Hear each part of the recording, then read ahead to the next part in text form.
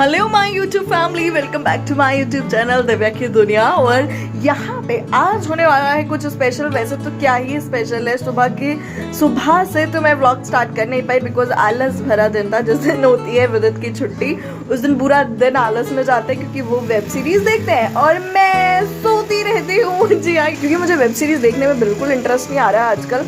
और फिलहाल तो अभी बज रहे हैं शाम की 4 और मौसम हो रहा है बिंदास।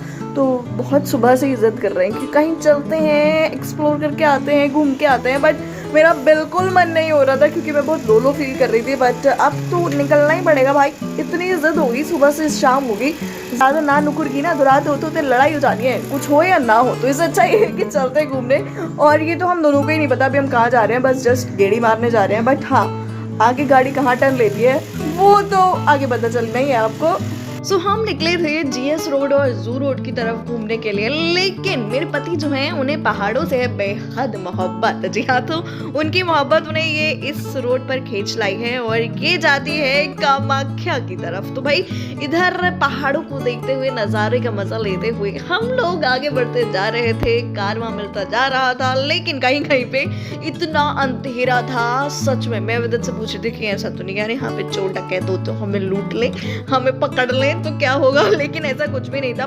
बहुत सेफ रूट है, आप आराम से जा सकते हैं, रात को भी जा सकते हैं। फिलहाल इतना अंधेरा जो आप देख रहे हैं ना, यहाँ पे ये 5 बजे ही हो जाता है। हाँ जी, 5:30 बजे अराउंड का टाइम था ये जब हम इस रूट पे निकले थे। और चलते चलते पहाड़ों का नजारा लेते हुए, ऊपर नीचे घूमते हुए हम आ गए वेलकम टू कामाख्या टेम्पल। जी हाँ, कामाख्या देवालय आए थे हम लोग और बिल्कुल भी ऐसा कुछ प्लान नहीं था, बिल्कुल अनप्लान्ड था ये कि हमें कामाख्या देवी के दर्शन करने के लिए जाना है। लेकिन माता रानी का बुलावा आ गया तो हम पहुंच गए वहाँ। जी हाँ, जब यहाँ एंटर किया हमने तो हमें कुछ भी आइडिया नहीं था कि कहाँ किधर क्या है।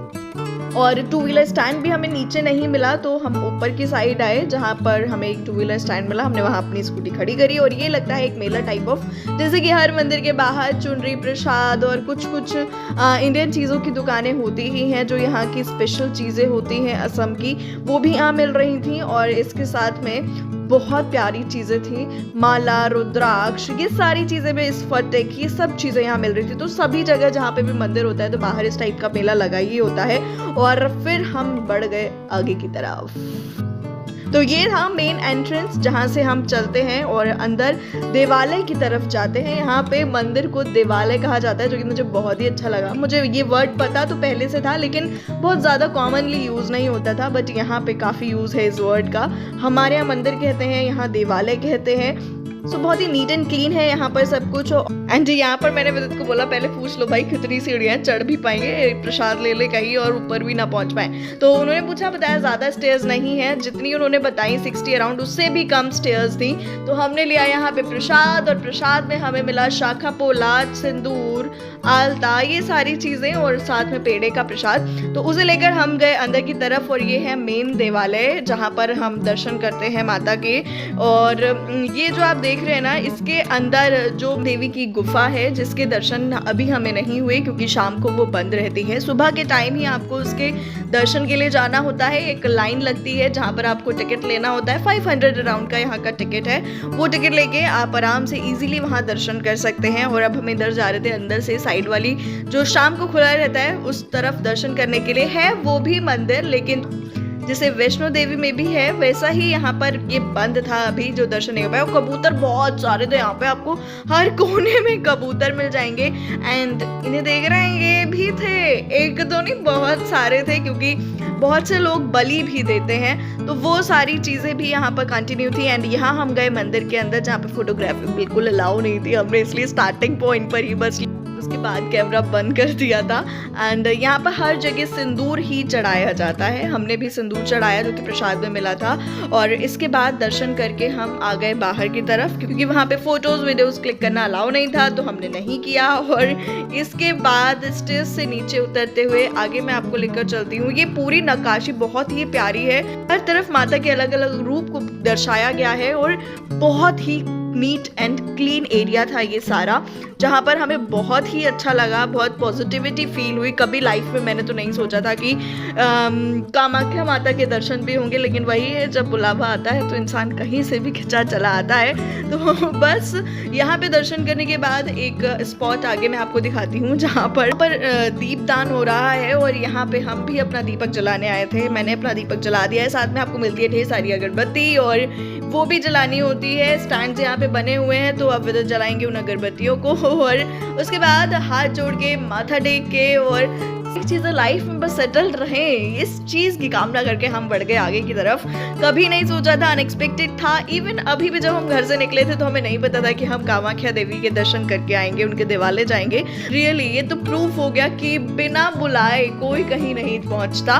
और हम बहुत टाइम से वैष्णो देवी जाने का प्लान बना रहे हैं, लेकिन नहीं पहुंच पा रहे हैं, लेकिन यहाँ माता ने बिना प्लान के हमें बुला लिया भाई।